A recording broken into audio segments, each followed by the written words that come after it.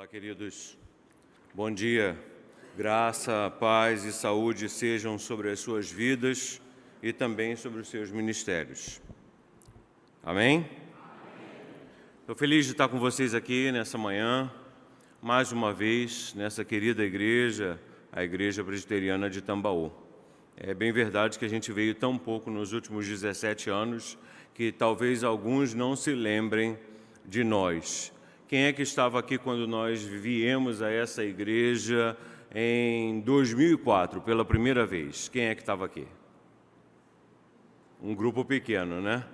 Um grupo pequeno. Então, meu nome é Leonardo, sou casado com a Célia e nós nos dedicamos a servir ao Senhor no Ministério Transcultural, na região do Oriente Médio, nos últimos 17 anos da nossa vida. E aí eu trago um abraço carinhoso de todos os nossos irmãos ali na região do Oriente Médio, onde há uma igreja que caminha com muita dificuldade, dadas as circunstâncias, mas que precisa e conta com as nossas orações, que é o nosso maior investimento. O maior investimento, o investimento mais importante do povo de Deus em missões transculturais não é outro senão as intercessões dos santos. E nós, missionários da Igreja Presbiteriana do Brasil, precisamos muito das suas orações. A nossa caminhada ministerial e as oportunidades, como disse o apóstolo Paulo, orai para que me sejam dadas oportunidades. As oportunidades ministeriais aparecem e vêm como resposta de Deus às orações de vocês, de cada um de vocês. Por isso, a importância de cultivarmos não apenas uma vida de oração, mas uma cultura de intercessão por missões. Por isso, a nossa alegria de poder estar aqui com vocês e, mais uma vez, conversar sobre missões e, mais uma vez, desafiá-los a continuar investindo na obra do Senhor. Feche os seus olhos e ouça, no silêncio, além do som do ar-condicionado, dos pequenos ruídos, o que você ouve? Será que você é capaz de ouvir o clamor que vem dos milhares e milhares, milhões de milhões, bilhões de bilhões sem Cristo? Você consegue ouvir o clamor dos povos? Você consegue ouvir a agonia das nações desesperadas? Os povos sem Cristo, sem esperança de salvação, sem uma certeza da vida eterna. Agora pode abrir os seus olhos. Foi disso que Deus te livrou. O mundo agora tem 8 bilhões de pessoas e a China não é mais o país mais populoso do mundo.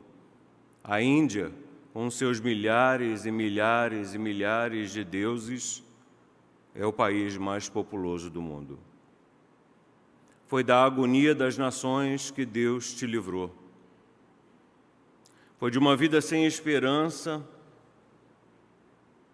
condenada ao eterno sofrimento, que Deus, por sua infinita graça e misericórdia, como o pastor explicou, fez raiar no seu coração o sol da justiça, Cristo Jesus, te dando uma oportunidade de paz com Deus, de reconciliação, de vida, de uma vida verdadeira e verdadeiramente significante, uma vida com significado, uma vida com propósito, uma vida com uma missão. Queridos, não é uma questão de falta de fé. Milhares e bilhões no mundo inteiro têm fé. Não é uma questão, a salvação não é uma questão de falta de fé. é ter a fé correta na pessoa correta. Nesse caso, em Jesus Cristo, nosso Senhor, não apenas o autor e consumador de todas as coisas, mas a razão da nossa fé.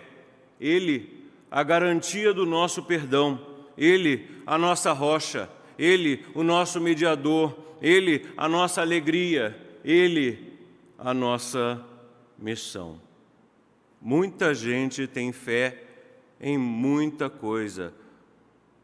Até aqueles que não têm fé em alguma coisa acreditam. Acreditam que nada há. Mas nós cremos num Deus vivo e verdadeiro. Nós cremos num Deus que interage. Nós cremos num Deus que visita. Você sente Deus visitar a sua vida? Você sente Deus visitar o seu coração? Você pode olhar para trás e ver Deus na sua vida, constatando aquilo que Jeremias disse em Lamentações 3:23, quero trazer à memória aquilo que me dá esperança, sabendo que o que te dá esperança, o que me dá esperança, o que nos dá esperança é a certeza de que o Cristo que ontem esteve na nossa vida, hoje também está e certamente amanhã estará, porque daí vem a glória de Deus. Em Deus ser um Deus providente. É por isso, irmãos, que fé e missão andam tão juntas. Embora pareça haver uma prática desassociação entre crer e praticar aquilo que se crê, ou seja, embora nós não entendamos muito claramente que temos uma missão, já que temos uma fé, e que essa nossa fé determina a nossa missão nesse mundo, o trabalho que nós temos recebido das mãos de Deus para fazer nesse mundo, e que, em primeiro lugar, é viver a nossa comunhão com Cristo. Em tamanha intensidade de propósito, que isso atraia as pessoas a Cristo através da nossa vida e do nosso testemunho. Essa é a nossa missão. Você foi deixado com um propósito. Você foi deixado propositalmente por Deus por um certo período de tempo específico, para que as pessoas vejam a beleza e a grandeza de Cristo na sua vida. Fé e missão têm que necessariamente caminhar juntas. Senão, a nossa vida deixa de ter o propósito estabelecido no coração de Deus, desde antes da eternidade, para a sua e para a minha existência. Por isso o texto do chamado de Abraão tem tanto a nos ensinar. Gênesis capítulo 12, verso 1, 2 e 3 é o texto da nossa meditação, onde refletiremos sobre o chamado missionário de Abraão e, consequentemente, o nosso próprio chamado missionário.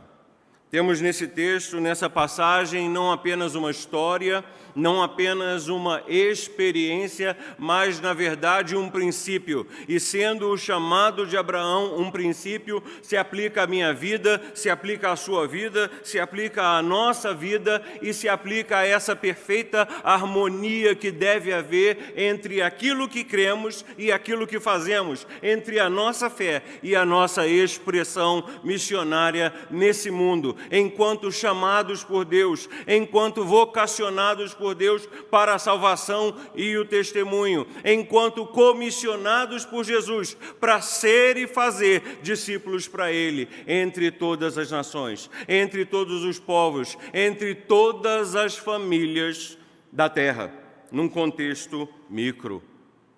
Queridos, essa é uma passagem fantástica, porque é praticamente impossível não se ver nesse texto.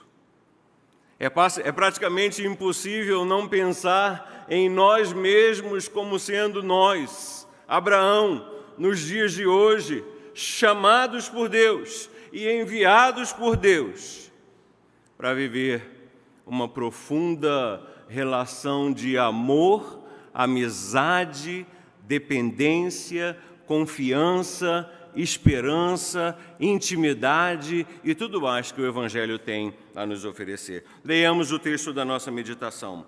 Ora, disse o Senhor a Abrão: sai da tua terra e da tua parentela e da casa do teu pai e vai para a terra que te mostrarei. De ti farei uma grande nação e te abençoarei e te engrandecerei o nome. Se tu uma bênção, abençoarei os que te abençoarem, amaldiçoarei os que te amaldiçoarem, e em ti serão benditas todas as famílias da terra. Queridos, está aí uma passagem fantástica.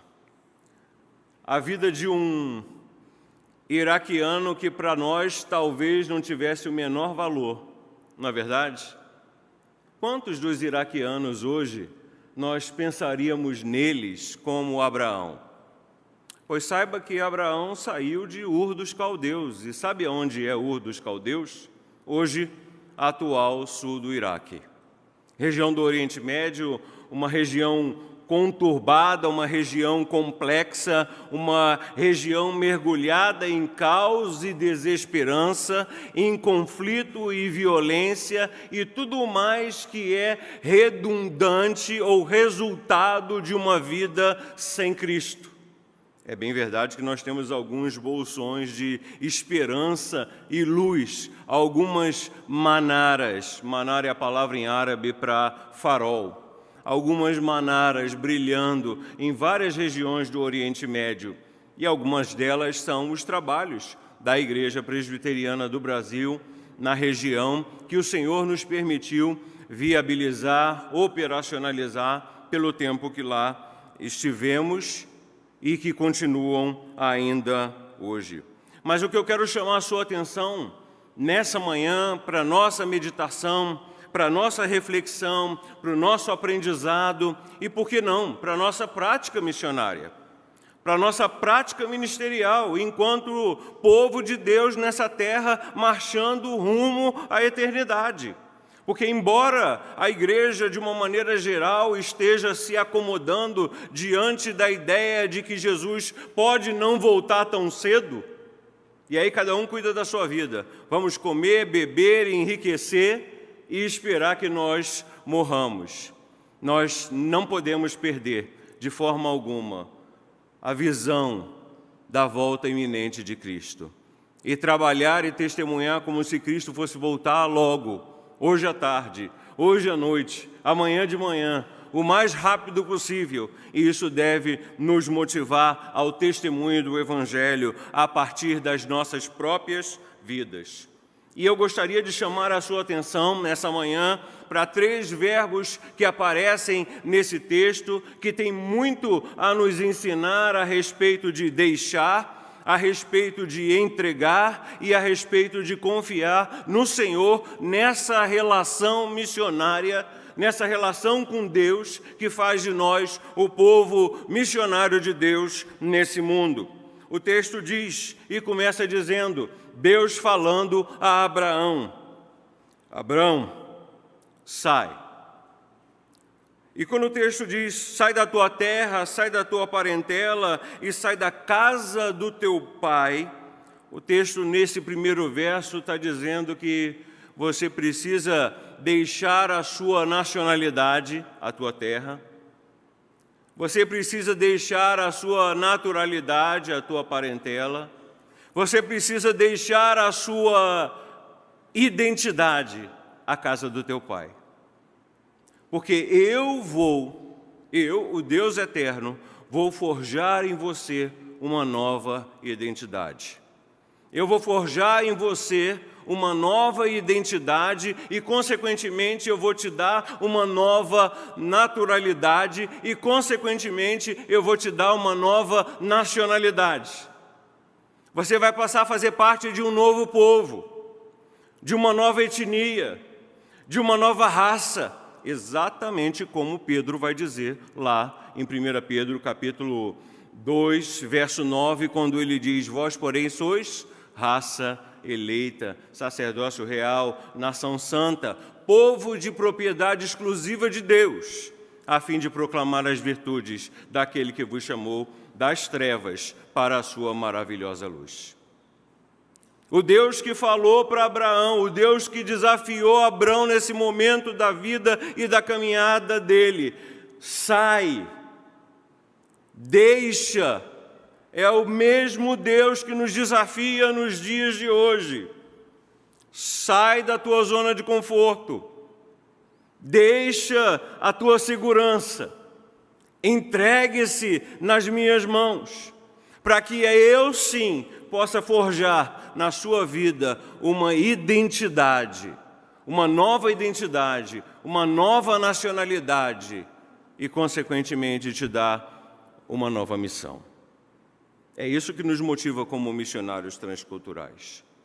A ideia de que, por amor e gratidão pela salvação e vida eterna, sejamos movidos pelo Senhor a ir aos mais remotos cantos desse mundo.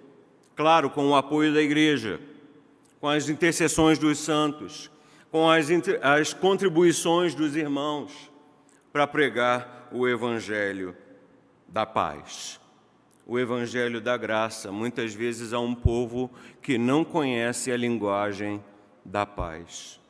Anunciar a esperança para um povo que só conhece a linguagem do caos e do sofrimento, e anunciar que Jesus é um Deus de amor a povos que não conhecem o verdadeiro amor, assim como eu e você conhecemos. Então, não obstante, nós temos aí na vida de Abraão e, consequentemente, na nossa vida, um princípio estabelecido. O princípio de que continuamente precisamos rever e reconsiderar as nossas motivações, não diante da nossa visão, da nossa perspectiva, do nosso entendimento, do nosso planejamento de vida ou daquilo que a gente intenta viver para nós, mas estarmos sempre dispostos a perguntar: Senhor, o que é que o Senhor quer fazer da minha vida? Às vezes essa é a nossa grande dificuldade quanto igreja. Nós estamos tão obstinados a uma independência, seja ela emocional, intelectual, financeira, social, que nós acabamos excluindo Deus das áreas principais da nossa vida. A gente não pergunta a Deus com quem Ele quer que a gente case, a gente não pergunta a Deus que tipo de profissão Ele quer que a gente exerça, a gente não pergunta a Deus como é que Ele quer que a gente exerça os nossos negócios e, consequentemente, passamos da proposta, que é sermos bons ministros, bons mordomos das coisas de Deus, a começar a nossa própria vida e tudo o que tem na nossa vida para maus administradores, porque o foco reside em nós mesmos.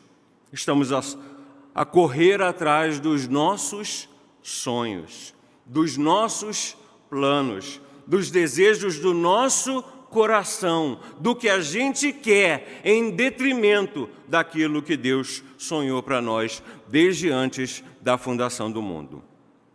E quando isso acontece, como disse Jesus, o pior dos resultados se torna evidente.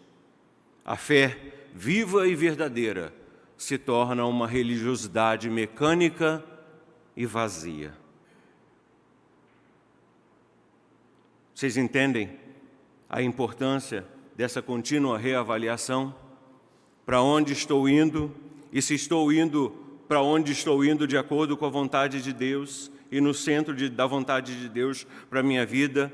Era disso que Deus estava tratando na vida de Abrão.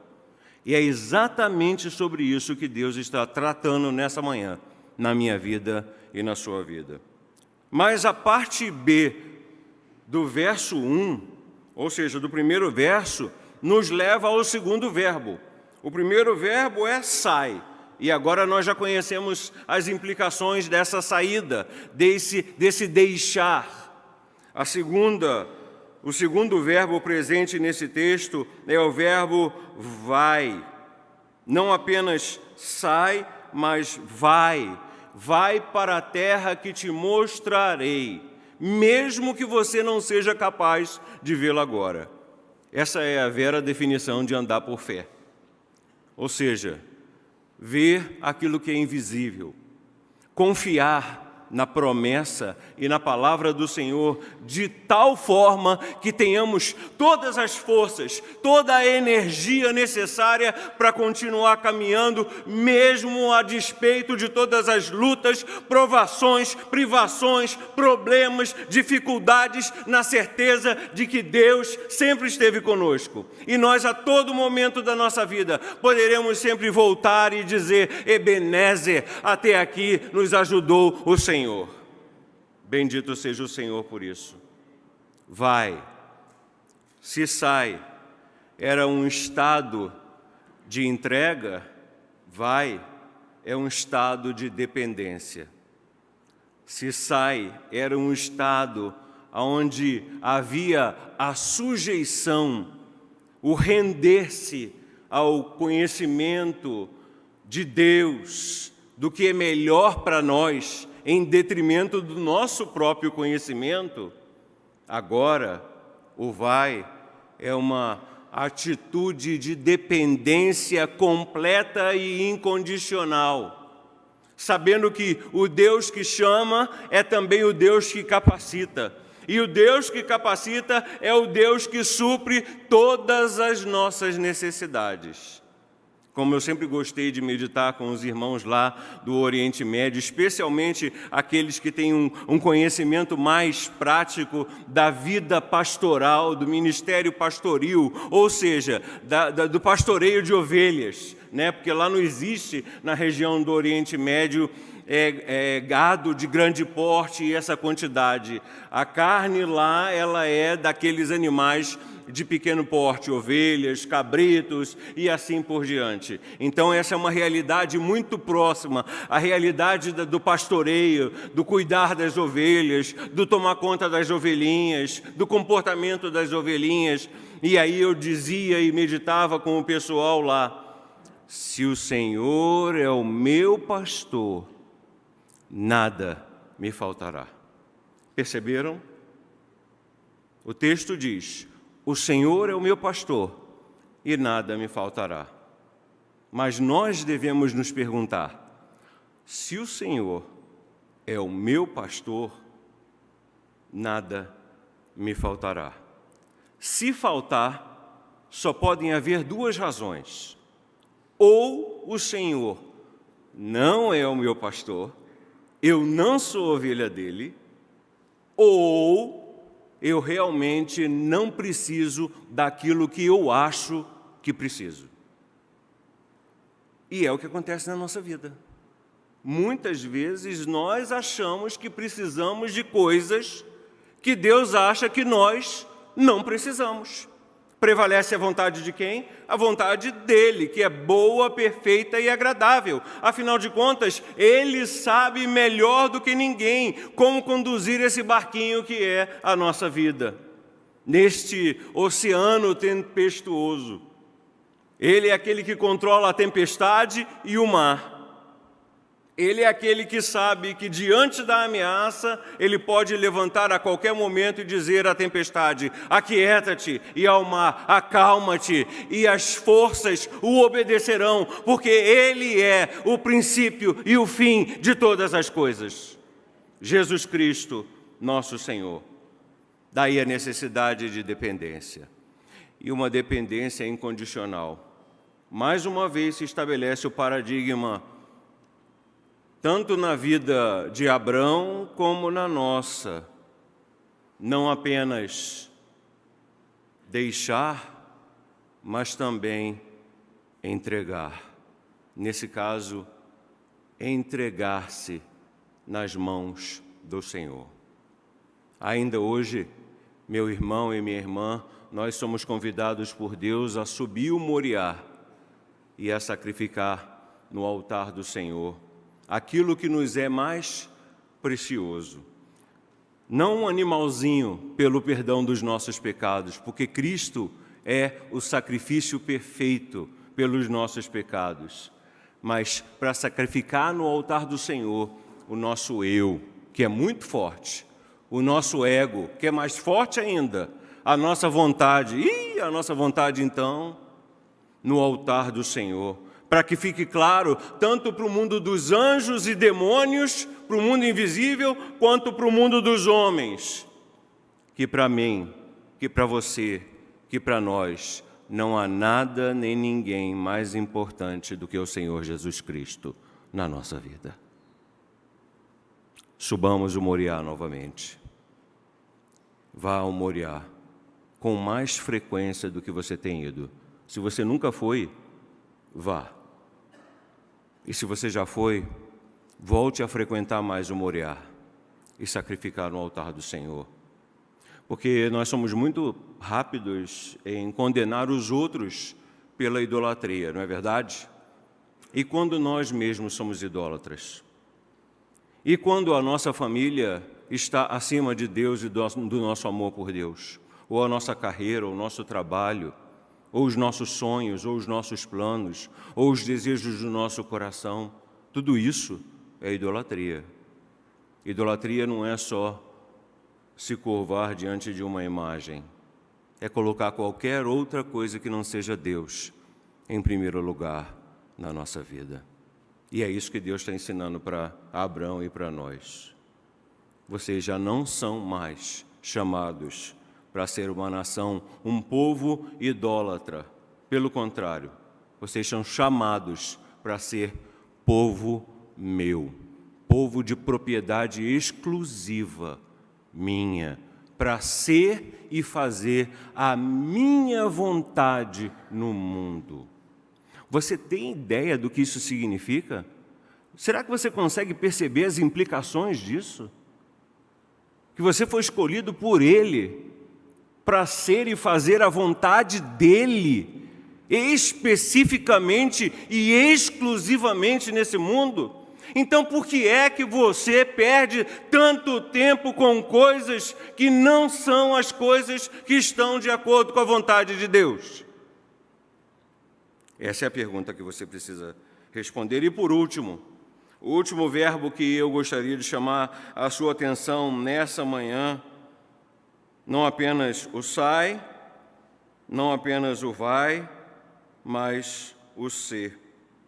Se tu uma bênção. Não apenas deixe, não apenas entregue-se, mas seja. Seja não o que você quer, mas o que eu sonhei para você. O que Deus está dizendo para Abraão é que antes que você viesse a existir, e Ele o diz consequentemente para nós, porque, como eu disse, isso é um princípio, não é só uma historinha na Bíblia, é um princípio que se aplica à minha vida e à sua vida. Você é Abraão, eu sou Abraão, nesse exato momento nós somos Abraão e Deus está falando conosco. E aí Deus está dizendo, seja aquilo que eu sonhei para você antes da fundação do mundo. Salmo 139. Quando os teus ossos foram formados no ventre da tua mãe, eu te contemplei e te escolhi. E o fato de você estar aqui nessa manhã prova isso. Porque Deus podia pegar qualquer uma dessas 8 bilhões de pessoas e colocar no meu lugar e no seu lugar. Talvez um desses terroristas que se explodem pela causa de Alá. As pessoas acham que uma pessoa chega a se explodir pela causa de Alá por aborrecimento, está chateado, está descontente com a vida, não está feliz, e isso não é verdade. São pessoas que estavam muito bem, que eram muito felizes, cheias de esperança, cheias de vida, e quando chegam a ser mártires, a se explodir pela causa, elas o fazem por fé, elas o fazem por obediência, elas o fazem, imaginem vocês, por um desejo sincero de herdar a salvação, de ganhar a salvação e a vida eterna. Puxa vida! E se nós revertermos a pergunta se essas pessoas são capazes de se explodir por aquilo que eles creem, até onde você é capaz de ir por aquilo que você crê? Até onde você é capaz de ir? Porque, como eu estava dizendo, se Deus colocasse uma dessas pessoas no meu ou no seu lugar, talvez ele fosse um crente muito melhor do que eu e você temos sido. Muito mais fiéis, muito mais dedicados, muito mais entregues, muito mais compromissados com o Senhor e com a sua obra. Afinal de contas, a pessoa deixou tudo, a pessoa deixou família, deixou filhos, por pura obediência. Uau! Como Deus tem a nos ensinar com a obediência desse povo e, consequentemente, a nossa desobediência. Deus disse para Abraão: seja tu uma bênção. E ninguém pode ser uma bênção maior do que se não vivendo Cristo na vida, no dia a dia, refletindo a excelência e a grandeza de Cristo nos pensamentos, nas palavras e nas atitudes. Vivendo Cristo no dia a dia de tal maneira que as pessoas percebam a diferença que Cristo faz na sua vida. Esse é o propósito de Deus. Foi para isso que Deus deixou você aqui, para que as pessoas vejam Cristo na sua vida. Então, querido, então, querida, viva Cristo na sua vida com toda a intensidade necessária, com todas as suas forças, com toda a tua mente, com todo o teu coração, com toda a tua alma, com todo o teu entendimento, sabendo que amanhã pode ser muito tarde. Não muito tarde para a salvação, porque nós já a temos em Cristo Jesus, pelo menos todos aqueles que um dia nasceram de novo. Mas amanhã pode ser muito tarde para se deixar usar por Deus como veículo da transformação de vidas, como agentes de transformação de vidas das sociedades, um por um, dia a dia, sendo e fazendo discípulos para Cristo. Quando você lembrar da história de Abraão e do chamado de Abraão, lembre-se desses 3 verbos. E lembre-se das implicações desses 3 verbos para a vida de Abraão, ao ponto de colocá-lo na categoria de amigo de Deus e de pai da fé. E do que isso significa para a sua vida. Sai, deixa, vai, entrega, confie, seja, haja como instrumento de Deus para a transformação desse mundo. Amém. Que o Senhor nos abençoe pela bendita palavra dele. Vamos orar? Senhor, nós te agradecemos pela tua palavra, a palavra sempre desafiadora. Te adoramos e bendizemos pelo privilégio de estar na tua presença, pela graça que é a salvação e a vida eterna, algo que nós não merecemos. Obrigado pela graça e misericórdia do Senhor, mais uma vez renovadas sobre as nossas vidas nessa manhã. Porque, Senhor, quanta gente não foi dormir ontem à noite e jamais se levantou para ver um novo dia. E nós ainda estamos aqui. Bendito seja o Senhor por isso. Temos amigos, família, irmãos, temos uma igreja e nós te louvamos pela vida e existência da Igreja Presbiteriana de Tambaú. Abençoa, Senhor, a vida dos meus irmãos aqui conosco nessa manhã e aqueles também que não estão conosco, mas que nos assistem pela internet. Abençoa e visita, ó Pai, da mesma maneira que o Senhor visitou o teu servo Abraão, gerando no coração de cada um uma fé viva, uma fé operante, uma fé poderosa, uma fé transformadora, ó Pai, da vida de cada um dos meus irmãos, a começar em mim, e que sejamos transformados em pessoas mais parecidas com Cristo, o missionário perfeito, o modelo perfeito de obediência, de entrega, de compromisso, o modelo perfeito de capacidade de deixar e de se sujeitar à Tua vontade para viver os Teus sonhos, os Teus planos. Que possamos espelhar a nossa vida em Cristo Jesus, para que toda honra, toda glória e todo louvor sejam sempre a Ti, Senhor, o Deus Trino, o Deus verdadeiro. Nós Te adoramos, Te bendizemos e Te exaltamos nessa manhã por essa palavra, que vem a nos desafiar. Por isso sabemos que ela vem do Senhor. O Senhor sempre trabalha pela nossa edificação. O Senhor sempre desafia. O Senhor sempre, de alguma maneira, aperfeiçoa a nossa fé. E por isso nós Te agradecemos, ó Pai, e bendizemos em nome de Jesus. Amém. Queridos irmãos, eu quero pessoalmente agradecer à Igreja Presbiteriana de Tambaú, a todos os seus membros, o conselho da igreja, o pastor, os pastores, pelo apoio e carinho que temos recebido da igreja ao longo desses anos, enquanto estávamos lá na região do Oriente Médio até o fim de 2021, quando precisamos vir ao Brasil. E foi um tempo abençoado esse que nós passamos lá na região do Oriente Médio com muito fruto.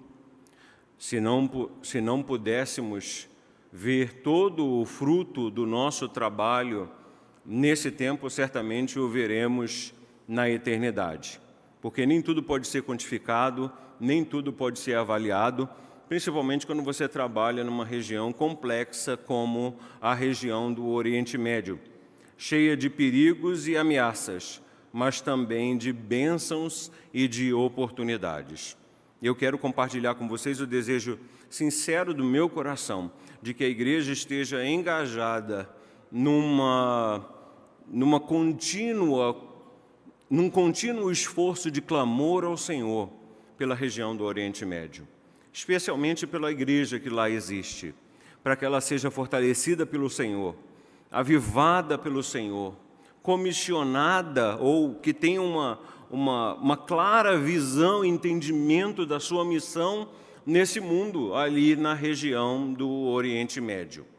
Porque, como vocês sabem, apesar de todas as notícias serem as piores possíveis, existe muita gente boa, muita gente sincera, muita gente que anda com Deus ali naquela região. E muita gente esperando para conhecer a Deus também. Queridos, o que está acontecendo no Oriente Médio, no mundo árabe, e por que não dizer no mundo islâmico, é espetacular. Nunca tantos muçulmanos sonharam com Jesus como nesses dias. Ninguém sabe explicar esse fenômeno. Os teólogos, os missiólogos não sabem explicar. A única coisa que eu me lembro é que, como consequência do martírio dos seus, Deus transforma o coração dos outros, né? Provando aquilo que Tertuliano disse, Tertuliano, pai da igreja, quando disse que o sangue dos mártires é a semente da igreja. Então, toda vez que um dos nossos cai, o Senhor transforma o coração de 100, de 500, de 1000 outros, para provar que não há poder maior no universo do que o poder do Senhor. Então as pessoas têm sonhado com Cristo e têm vindo a Cristo, e isso é algo maravilhoso de se ver e de se dizer. Principalmente porque a gente percebe que Deus não precisa da gente para realizar a missão dele, de se revelar a gente de todos os povos, raças, línguas, tribos e nações, em todas as gerações, inclusive na nossa. Mas Ele nos dá a oportunidade, Ele nos dá o privilégio de poder participar com Ele disso que Ele está fazendo em todas as nações. É por isso que, a exemplo do que acontecia com a igreja neotestamentária, nós estamos voltando à igreja, assim como Paulo fez, Barnabé fez, a igreja de Tambaú, tendo estado aqui em 2004, né? e reportando as muitas bênçãos que Deus tem feito e como Deus tem aberto as portas para o Evangelho naquela região do mundo difícil, naquela região do mundo assustadora, naquela região do mundo complexa, mas que por mais difícil, assustadora e complexa, não pode resistir ao poder transformador do Espírito Santo. Bendito seja o Senhor por isso. Obrigado pelas orações, obrigado pelas ofertas da igreja, os recursos que a igreja tem enviado para missões. Estamos no Brasil de licença médica para cuidado de saúde. Começamos com um Covid que nos levou para a UTI. Depois, tanto eu e a Célia, depois de estarmos na UTI, estamos nos recuperando ainda daquilo.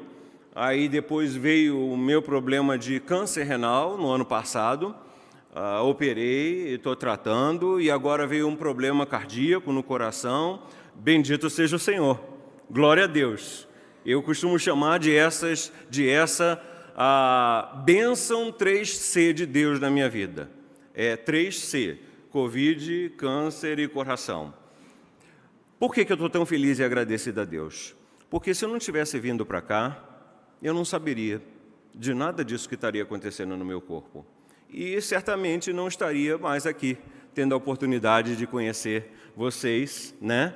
E estar um pouquinho mais com a família de Cristo, aqueles irmãos com quem nós vamos passar a eternidade. Queridos, Deus é tão soberano, que Ele prova na nossa vida aquilo que a gente ensina. E sabe que é uma coisa que eu sempre ensinei, a Célia é testemunha disso, que Deus age através das lutas, dos sofrimentos, das agonias, dos problemas, das dificuldades, das lágrimas dos filhos dele. Não apenas para glorificar o nome dele, mas para aperfeiçoar na fé o filho dele, os filhos dele. Olha que eu sempre ensinei isso. Eu sempre ensinei sobre o caráter pedagógico do sofrimento na vida do crente. Olha que coisa maravilhosa. Bendito seja o Senhor que trabalha na nossa vida. Bendito seja o Senhor que nos leva a um relacionamento com Ele incondicional. É isso que Deus quer, um relacionamento que dependa com Ele, relacionamento com Ele que não dependa das circunstâncias. Aconteça o que acontecer, estamos bem com Jesus, porque afinal de contas, nós temos a maior de todas as bênçãos, a maior de todas as alegrias, a salvação e a vida eterna. E isso ninguém pode tirar de nós, não é verdade? Como diz o apóstolo Paulo, quem nos separará do amor de Deus em Cristo Jesus? Será a dor, a tribulação, a agonia, o sofrimento?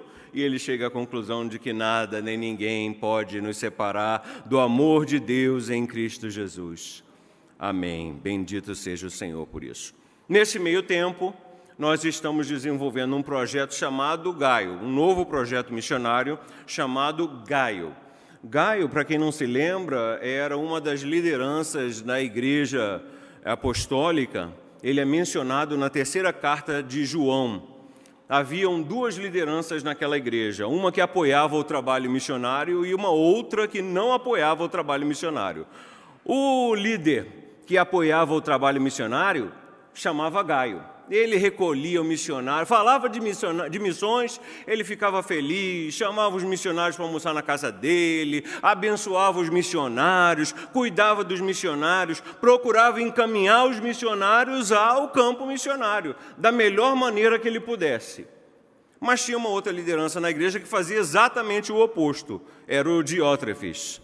Então, havia aquele conflito na igreja, né? O Gaio procurando apoiar e incentivar o trabalho missionário e o Diótrefes procurando atrapalhar e desencorajar o trabalho missionário. Maravilhosa é a Bíblia, porque ela nos ensina tudo, né? Inclusive o que fazer e o que não fazer num único capítulo, que é a terceira epístola de João. Vai lá e vê e lê que você vai gostar muito. Por isso, a gente chamou o nosso projeto de Projeto Gaio, cujo objetivo é, nesse tempo que nós vamos estar aqui no Brasil, né, trabalhar pela conscientização, mobilização, divulgação e treinamento de novas equipes de missionários. Nesses 4 pilares, nós fundamentamos esse nosso ministério pelo tempo que nós estamos aqui. de licença médica e cuidando da saúde. E eu gostaria não apenas que você tivesse conhecimento desse projeto, que vai ser passado ao Conselho Missionário, vai estar à disposição do Conselho Missionário, mas também estivesse orando e rogando ao Senhor que supra todas as necessidades. O nosso objetivo é visitar não igrejas como a igreja de Tambaú, que têm acesso e que são visíveis, mas aquelas igrejas, por exemplo, que nunca foram visitadas por missionários. Igrejas longe, igrejas que são muito pequenas, igrejas que não estão engajadas. Glória a Deus pela Igreja Presbiteriana de Tambaú e os 11 missionários, são até mais de 11 que os irmãos têm apoiado. Bendito seja o Senhor pela vida de vocês. E que essas igrejas que não estão engajadas tenham a oportunidade de olhar para o exemplo da igreja de Tambaú, para a IP de Tambaú, e também estarem engajadas, apoiando os trabalhos missionários transculturais da Igreja Presbiteriana do Brasil, espalhados ao redor do mundo. Tá bom? Então, se você quiser saber mais e conhecer mais, saiba que todo o nosso contato está disponível através do Conselho Missionário da Igreja.